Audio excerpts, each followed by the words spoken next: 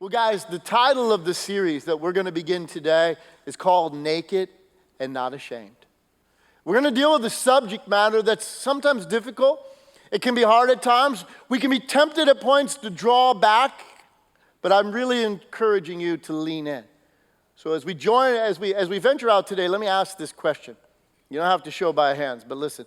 Have you ever done anything in your life that you were deeply ashamed of? See, shame is a human reality. Shame is a part of all of our stories. Shame is something all of us deal with, some more consciously than others. And so as we go into it today, I need you to recognize, because as human beings, there's something unique and distinct about us. And that's this: we tell stories. That's how we tell people about our lives. That's how we open up ourselves to other people. We tell stories. Sometimes we don't tell the whole story. Why? Because sometimes we're scared about parts of our stories. But stories help us make sense of what we need to do and what we have done. But most importantly today, I really want us to focus on this, is that we all have internal narratives.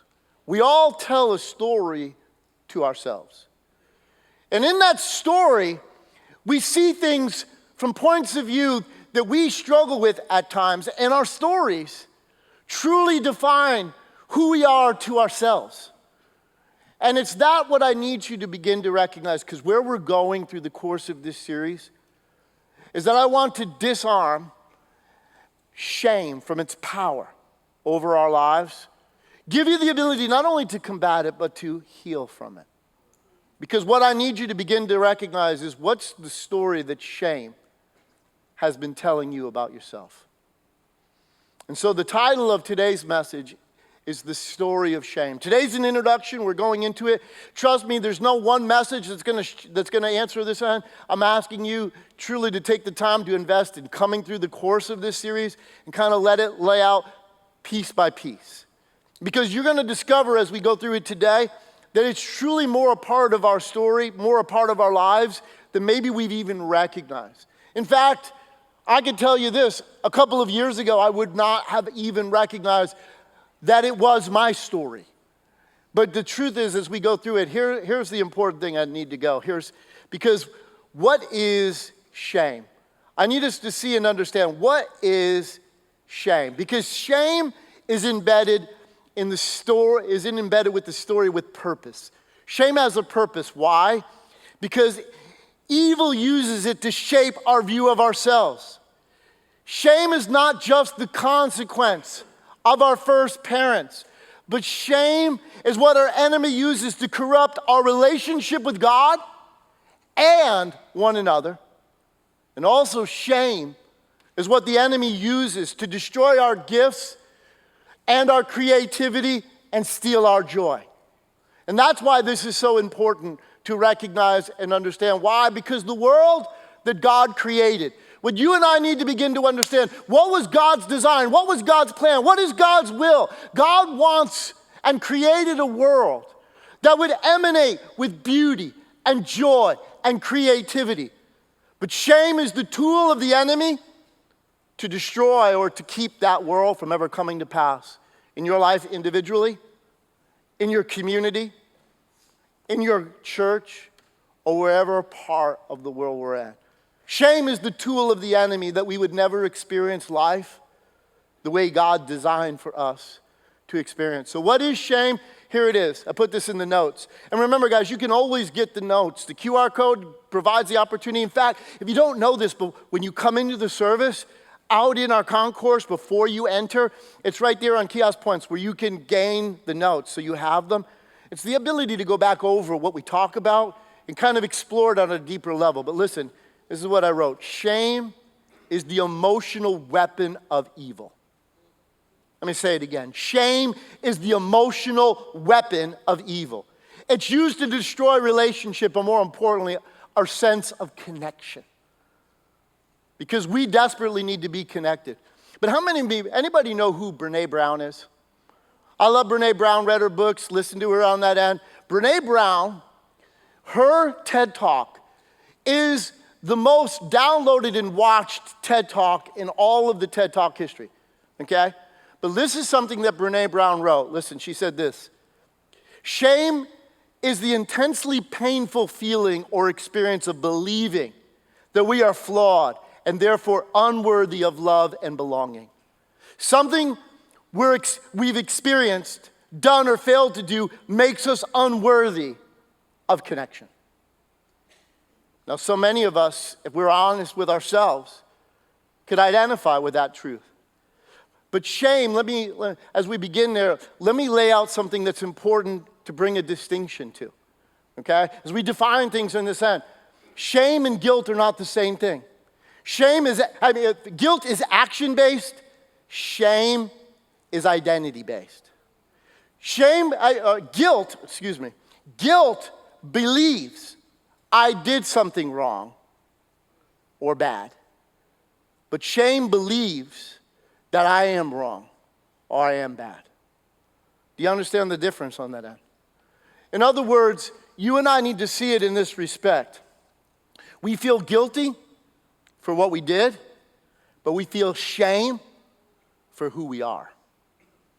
And that's why, guys, shame is the feeling that leads us to believe that we're not enough, that we don't measure up, that there is something wrong with us. What triggers that emotion, what triggers that feeling, is that feeling whenever we are in a place where we feel less than, we feel not enough. Like example, you could be at work and one of your coworkers puts on a presentation and it's really, really good, and you start to feel like, man, there's something wrong with me. You look at a magazine, you see something in a publication, and you see what you see there, and you go, whoa, there's something wrong with me. You're a married couple, you go visit some friends who just had a part of their house remodeled. You walk in, and all of a sudden, you start to feel like, wow, there's something wrong. I don't know, it can trigger in so many different ways. You hear a story. Some of my own personal, you hear a story about somebody that did something in the way they parented, and you feel like, man, I'm a failure. Wow, I don't measure up. And those are the things, that's what trigger it. That's why we all deal with it, but we may not be conscious of it. It's a feeling in us. And guys, why I'm dealing with this is a personal journey. What I didn't realize till last year, that shame was the story of my life. You see, shame was what I had lived under without ever realizing it.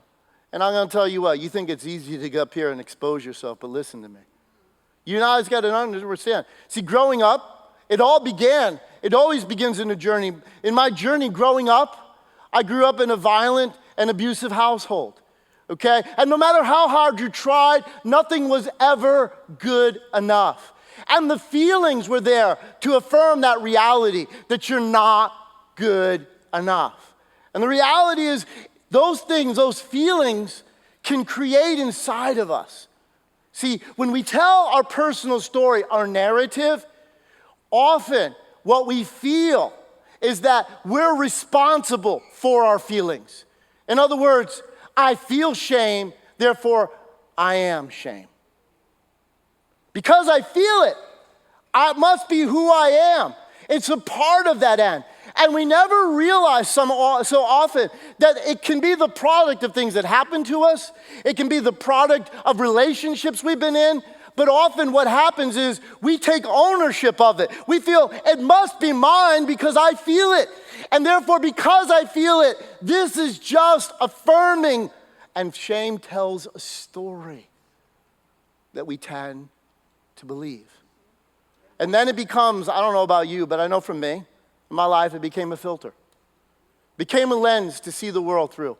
So therefore, when my first girlfriend, who I thought I loved, okay, at 16 years old, how much can you really know? But listen, when my first girlfriend left me for one of my close friends and didn't even have the guts to tell me, or when my coach used to yell at me profanities from the sidelines, thinking, calling me everything, thinking that's going to motivate me to play better, I just felt, wow, this just affirms what I've always believed.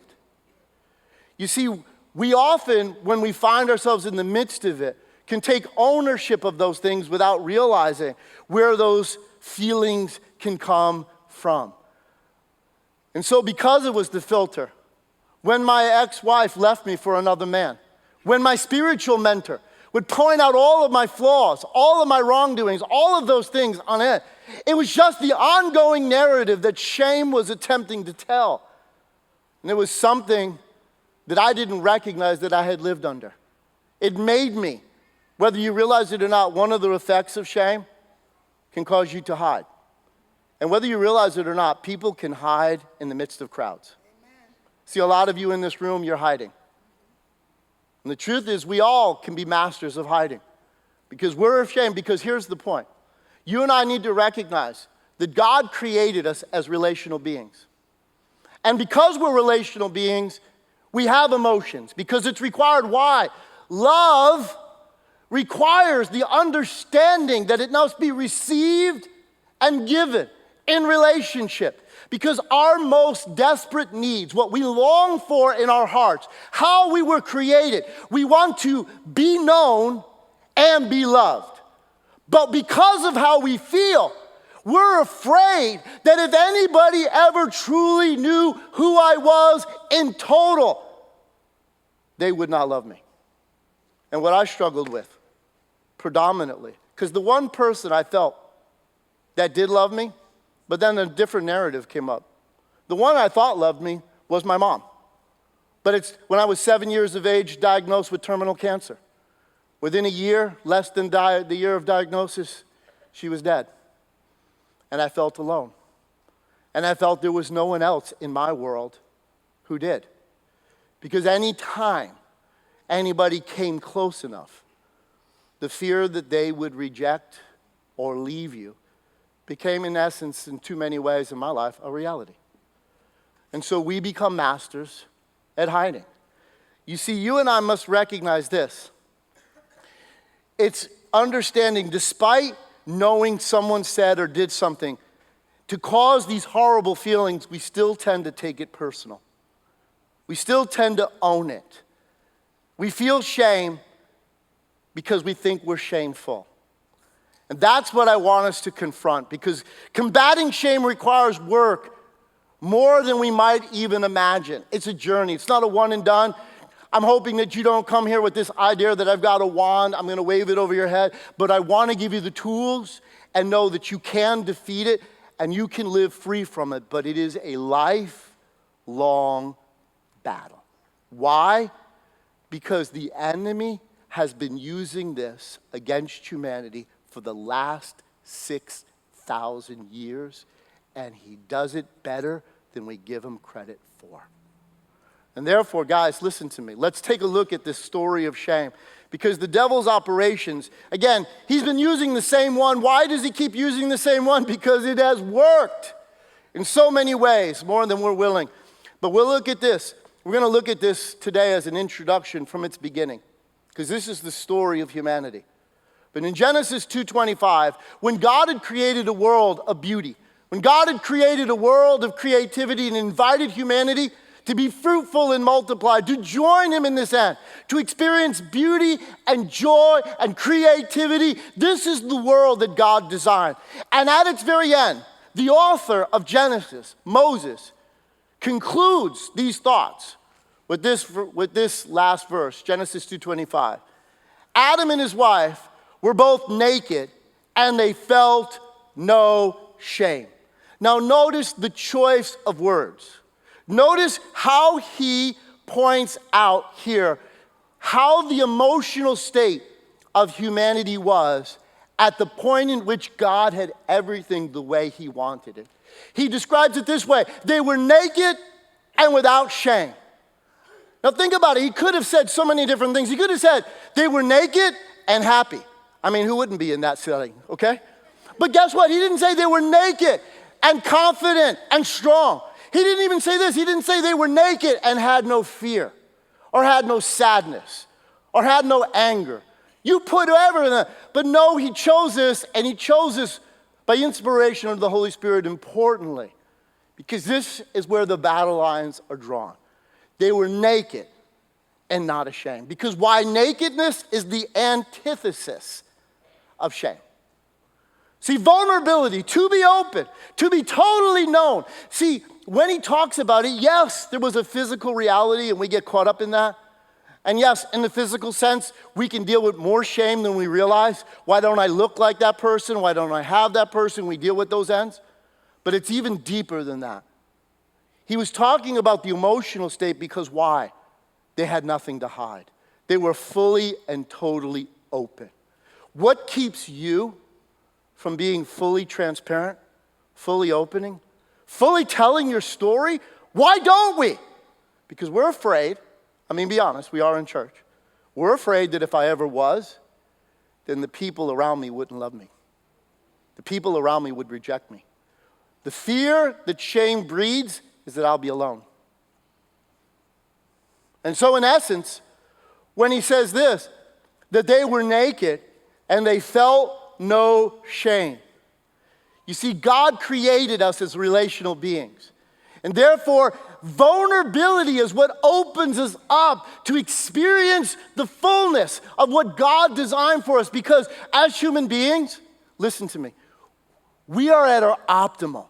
We're the most creative. We're the most productive when we are totally vulnerable and intimately connected. That's why evil uses it against us. That we would never experience life as God designed and created us to live. And so in essence, you need to see and understand that being open, being honest, being vulnerable is what gives us the ability truly to be loved. But evil knows and uses shame as its primary weapon from preventing that from ever happening. So let's walk through the story as it transpires from here. What happened? Why did they stop being naked and feeling no shame? Because the next part goes right into it. Genesis 3:1 says this: Now the serpent was more crafty than any of the wild animals the Lord God had made. Notice how the author of Genesis, Moses, points out this being. Now, I do believe when he says snake, it is, but there's far more than that. What you need to begin to understand, this is where people discredit the story of the Bible because they come on, Pastor Ken, we're in the 21st century. You don't believe in talking snakes, do you? There was more at play here than this because the Hebrew word nashath, whatever. Here's the scoop. You can look it up on your own. One of the meanings behind it is a burning one. And why do I say that? Because it was used in the Hebrew text more than one way. Yes, it dealt with the physical snake, but also when you find Isaiah being caught up in the throne room of God in Isaiah 6, when it talked about the seraphim, their word is in essence a derivative of it, a burning one. So it gives us the essence that there is a spiritual being at play in this story. And notice how he describes him. He said he's crafty. Some translation says he was more subtle. In other words, what you and I need to recognize is our enemy is an evil genius. He knows and uses his works in ways that you don't even recognize they're at work in you. That's the most genius point of it. In fact, one of the things that the devil has successfully done in this generation is to get the overwhelming population of people to believe he doesn't even exist. Come on, Pastor. But you must understand that shame has an evil intention behind it. It is the part of an evil genius that is used against what God designed, what God loves, what God wanted to experience beauty and creativity and joy. But shame is what robs that. Shame is what can destroy it. I mean, think about it for a moment. How many of you are feeling some joy, you're happy, you walk into work and somebody looks at you and you read into the look and immediately the joy is gone? Or more importantly, you can be among people that you love and you think somebody looked at you the wrong way. And you haven't, immediately a narrative goes off in your mind. And you come up with this conclusion of what's going on. And immediately, what's the first thing that happens? Joy is gone. We're trapped in the vortex of what our mind takes us on a journey of that destroys beauty, joy, and what? Causes us to withdraw. Causes us to pull away from relationship. But we were created for relationship. Why? Because God is relational. God is Father, Son, and Holy Spirit has for all eternity. The joy of the Trinity is that they are fully open, fully transparent, fully vulnerable. You and I must begin to understand. To understand the story of the Bible is to recognize that the God of the Bible is totally vulnerable. Maybe that defies your thoughts about God. But if God is love, and I believe He is, love is vulnerable because love can be hurt. Love can be betrayed. Love can be abandoned. And we often might think about our feelings, but how often have you ever felt what God is feeling? And in case you haven't understood, what started in the garden culminates in another garden, Gethsemane, which ends up with the God of the universe suffering because of the rejection of His people. But He did it all. He still willingly, knowingly went into that end, knowing that what was at stake. And so you and I must know this about the enemy, that he's crafty, that he's subtle. Why? Because too often we are vulnerable to his intentions when we take them for granted. When we are more confident in our own feelings than we are necessarily in what God says. How often do we get into a situation when we judge things by what we feel? Don't tell me what the facts are. I feel it, therefore it's so. Come on, we live in a culture of that today. People can say anything. This is real. This is who I am because I feel it. It doesn't have to have any evidence, scientific or whatever, right? I feel it, therefore it's so. Notice the next move of this crafty being. He said to the woman, "Did God really say you must not eat from any tree in the garden?" And guys, why is this important? Listen to me. I don't want you to listen to this as a historical setting. I want you to recognize this from this standpoint. This is the exact way the enemy approaches us. I want you to see that this story truly is all of our stories. He has never, ever come in a different way. But notice how it begins. The first attack. He says to the woman, "Did God really say, you must not eat from any tree in the garden?" The first assault is to create doubt. He just simply asks a question. And you see, doubt is a normal human experience. And there's a good side of doubt. Listen, if I'm unsure of the facts of something, I go back and check it, right? If you're unsure what prescription you should be taking, shouldn't you read the bottle before you take it? If you're unsure of the directions that somebody gave you, shouldn't you recheck them? There's not a problem with it because you can disarm doubt by gaining information, right? But there's an evil side to doubt. And that's what the enemy exploits with absolute perfection. Because the doubt that he introduces here is a doubt that seeks to discredit someone. And how often has it begun that way? In someone you were once connected with, somebody says something, you read something, you look at something, and all of a sudden now the feelings come about that there's a doubt. You begin to recognize, do they really love me? Are they really going to do what they said they were going to do as human beings? Well, we must admit, we are vulnerable. We can't control the outcomes of our lives. You can't control what somebody else will do. You can't control how the events will go. We were created by God to live by faith.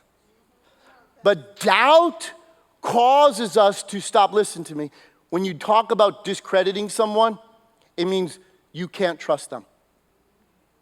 You cannot trust them. And that's where it begins. He asks her, "Did God really say you must not eat from any tree in the garden?" Notice how random, notice how general the question was, right? Specifically, he's wanting us to dialogue. Because why? It's bringing about the common experience that we all need to address. Do we trust what somebody says but more importantly than this, what God says. Do we really trust what God says? I mean, how many of us have struggled with that aspect? I know God says this, but I'm not sure. And what? Faith works by, listen to me, love. The vulnerability. But we doubt and question because of shame, because of the things we've been through, because of life and the story that life has told. What we have told ourselves, God would never truly love me. Yes, his word might say this, and that may be good for somebody else, but if you knew my story, Pastor Ken, you would not believe that God would do that for me. And we allow our past to be an impediment to God's future for our lives. Why? Because of shame. See, the evil side of shame is to doubt and discredit. It's displayed in feelings that seek to create. What is its purpose? To create a belief. A belief in us that what? That we're not enough. That we're not good enough. That we don't measure up. That somehow, some way, because I did this, no way God would love me. Because of this, because of that, we make all the rationale, all of the reasonings. That's the feelings that shame brings up. That we doubt in those ends. And that's where it begins. Because we doubt whether or not someone is sincere. We doubt, we struggle with these things. We doubt, we go into a situation, we struggle, we doubt, am I good enough? Am I attractive enough? Am I funny enough? Am I likable enough? I've walked into situations and struggled in that event. That's why I said you can be in crowds and hide. Because you struggle with the insecurity, that doubt is driven by shame, that you say, whoa, no, you're not likable enough. You're not attractive enough. You're not funny enough. People will not like you. People will not want you, so hide. Separate yourself.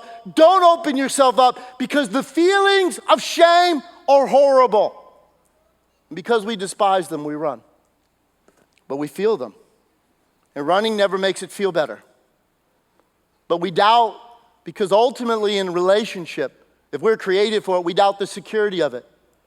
When we start to doubt, we doubt the security of my job. I doubt the security of my marriage. I doubt the security of all of the things around me that require me to trust, that require me to believe. But when I start to doubt, it opens us up to the second assault of the enemy. Because the woman provides her recollection of it. He asked the question, right? She responds. And how does she respond? The woman said to the serpent, we may eat fruit from the trees of the garden, but God said, you must not eat the fruit from the tree that is in the middle of the garden, and you must not touch it or you will die. Now, her recollection of the facts, have any of you ever read Genesis 2? Okay? Genesis 2, God gave the command, right? But who did he give it to? He gave it to Adam, right? Adam needed to communicate that to his wife, Eve. Right. Now, what's fascinating when you read this whole story, which we're about to cover, but I'm going to tell you, a spoiler alert. Listen, Adam was standing right there. His wife was having this conversation. She misquoted what God said, and he didn't even attempt to step in and say, babe, no, listen, don't be confused about that. God didn't say anything about touching it, okay? Come on, Pastor. But too often we sit there silent and say nothing and allow people to fall into the situation, right? And the enemy is having this narrative. She is responding. And now he sets her up. Because you know what? Whenever you are you're questioned about the things you have to recall, sometimes we start to doubt our own ability to remember it correctly, and we can create a new scenario in our mind. If you don't understand that, that's what happens when people are witnesses in a trial setting. What does a defense attorney attempt to do? Create reasonable doubt. Make that person try to recollect the situation differently than they know. And how many times have we recreated in our mind by reliving it because we doubted how we know it to be and we make it into something different than it originally was? And that doubt is what opens us up to that second realization, because what? The second attack is, listen to me, Shame is that primary emotion that undermines our felt sense of connection and safety. When you start to doubt that, you start to withdraw from it. Her doubt set up this second assault, which was what? Verse 4. You will not certainly die, the serpent said to the woman. For God knows that when you eat, your eyes will be open and you will be like God, knowing good and evil. He tells her directly, you will not die. He actually affronts the very proclamation of God. But he offers, listen, why does he do so?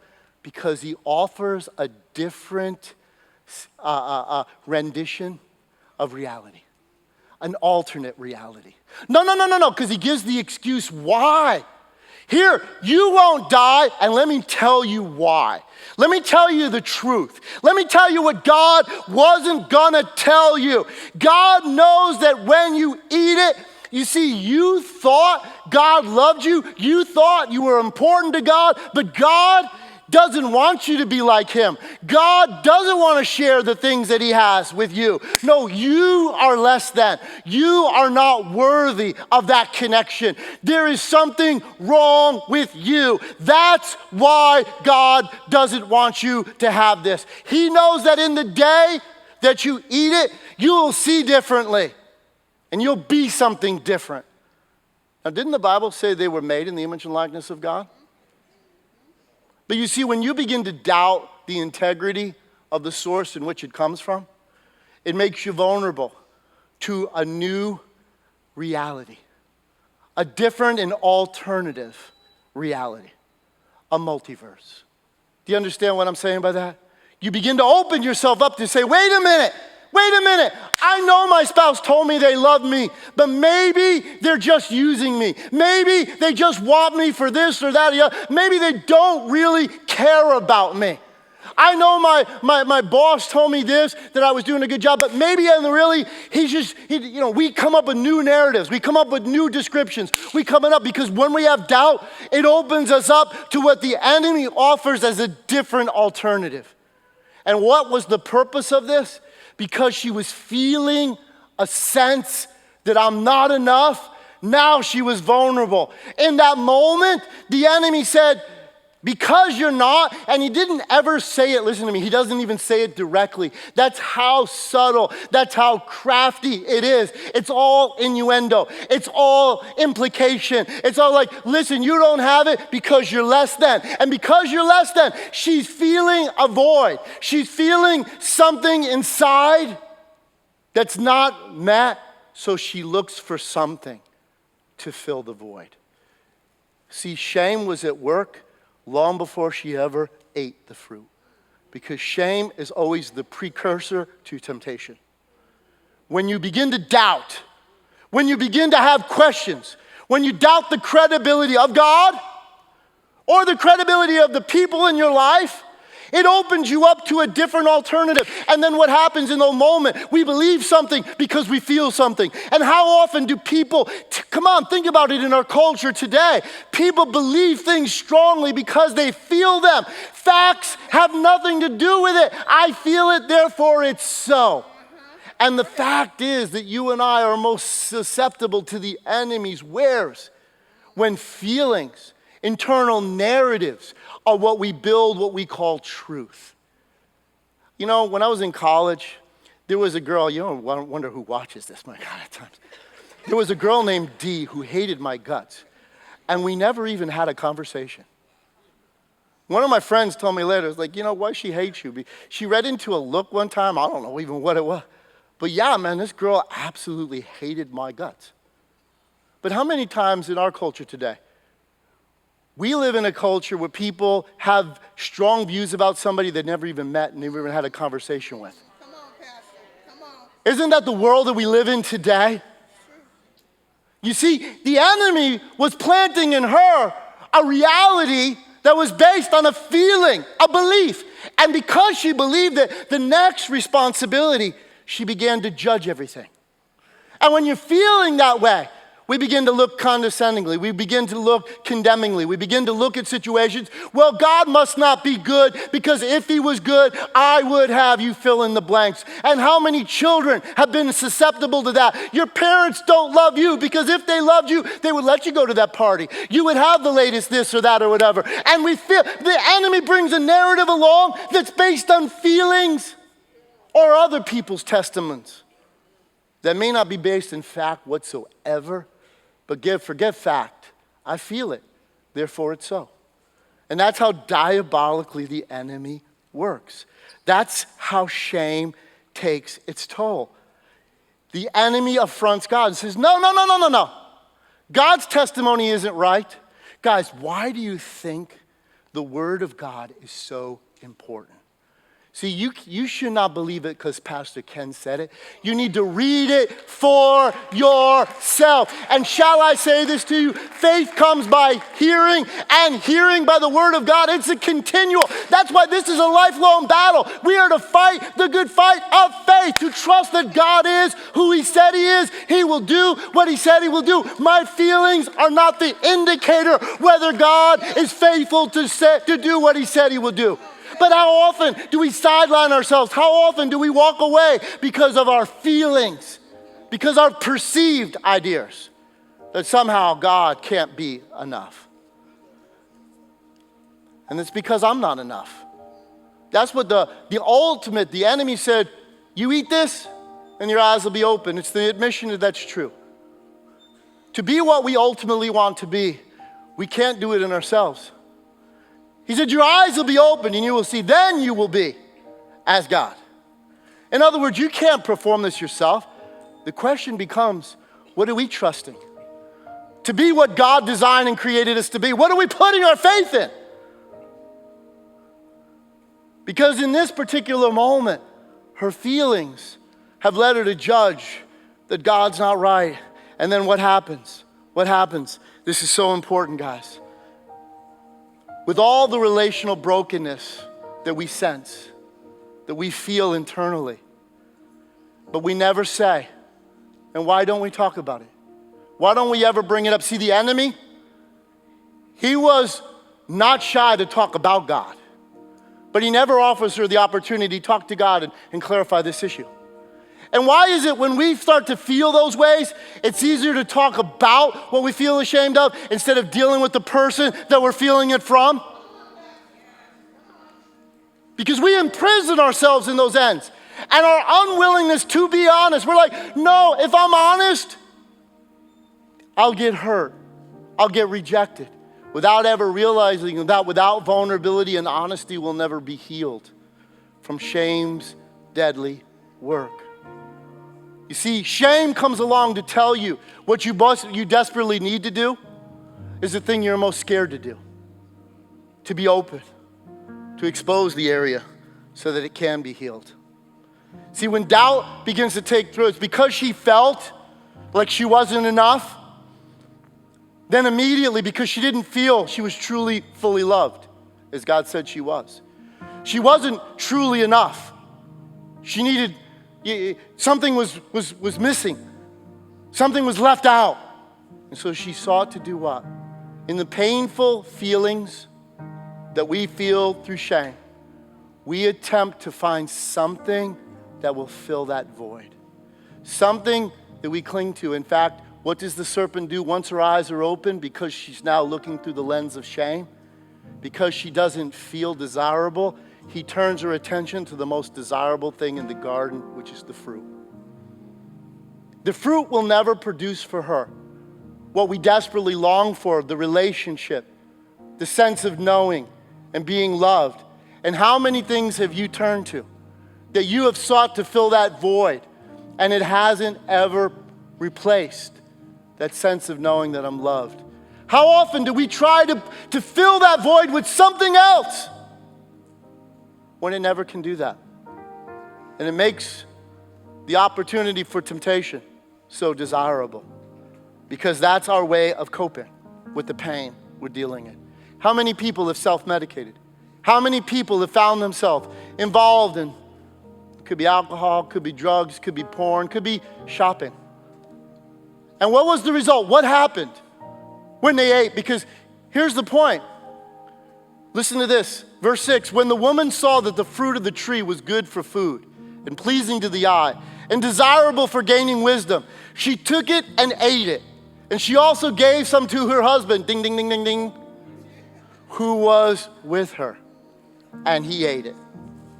Then the eyes of both of them were opened, and they realized they were naked, and they sewed fig leaves together and made coverings for themselves. See, her shame, listen to me. The reframing of the situation. She now looked at the tree. Instead of seeing it as a product of death, now she saw it as a product of life. And how many times has the enemy come along selling you something that it's going to fulfill every desire of your heart and ultimately leaves you empty? Because the wages of sin, listen to me, they're only pleasurable for the moment. And then afterwards, when I ask the question that we began with, have we ever done something shameful?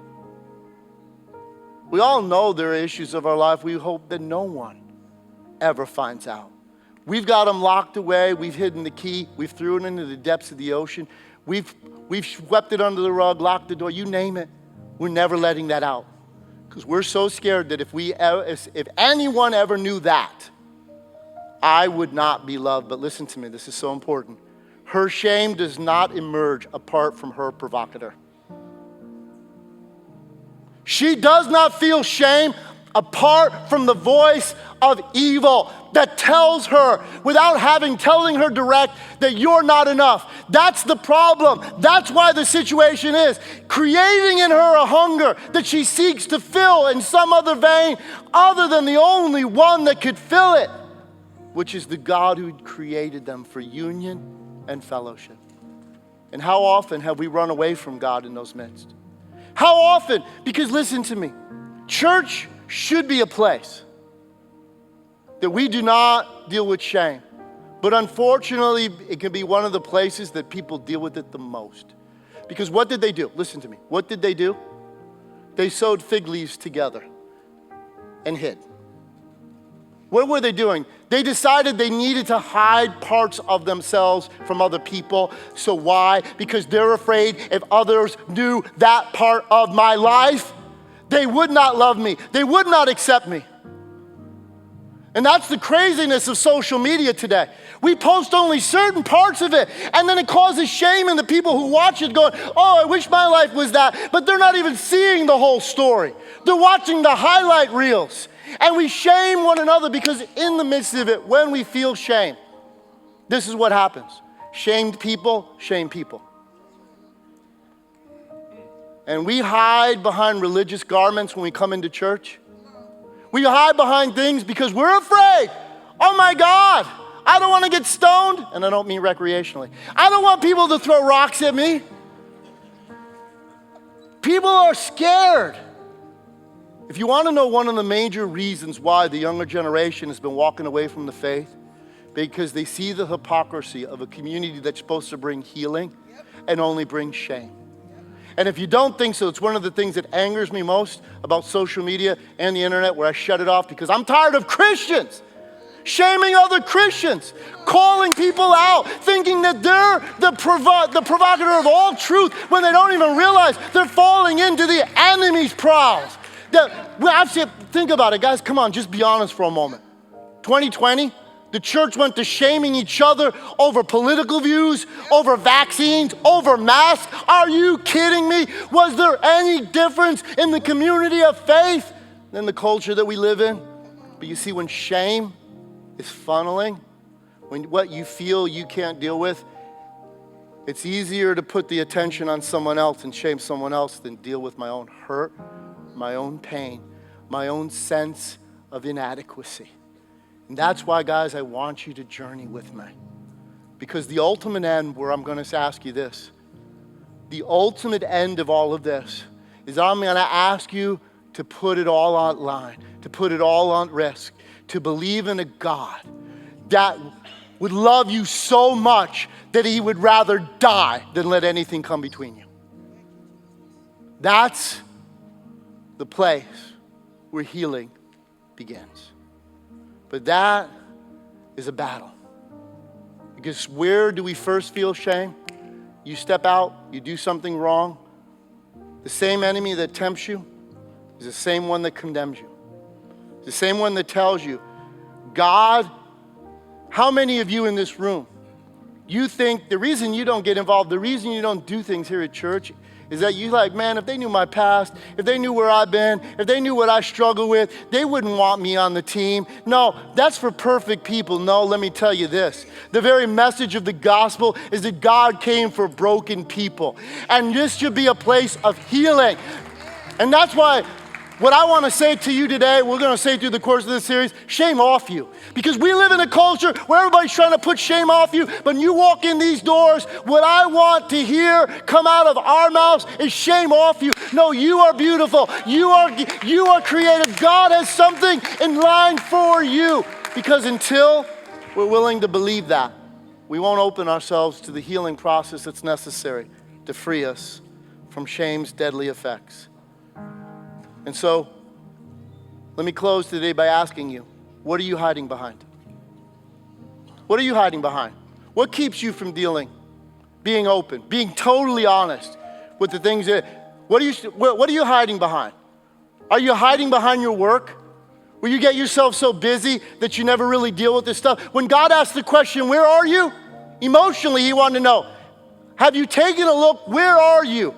What are you feeling right now? Are you running away from it? Are you trying to mask it? Are you trying to self-medicate it? What are you hiding behind?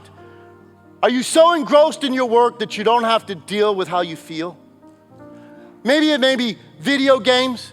It could be porn. It could be shopping. It could be a million things. In fact, we are masters doing it just with television alone. We binge on TV because it's easier not to deal with what's going on in me, to watch something that's going on somewhere else. But God is calling us out of darkness because he wants to heal us. He wants to deliver us. He doesn't want us to live with shame. But that's a choice that only you and I can make. That's why I'm hoping you'll take this journey with me.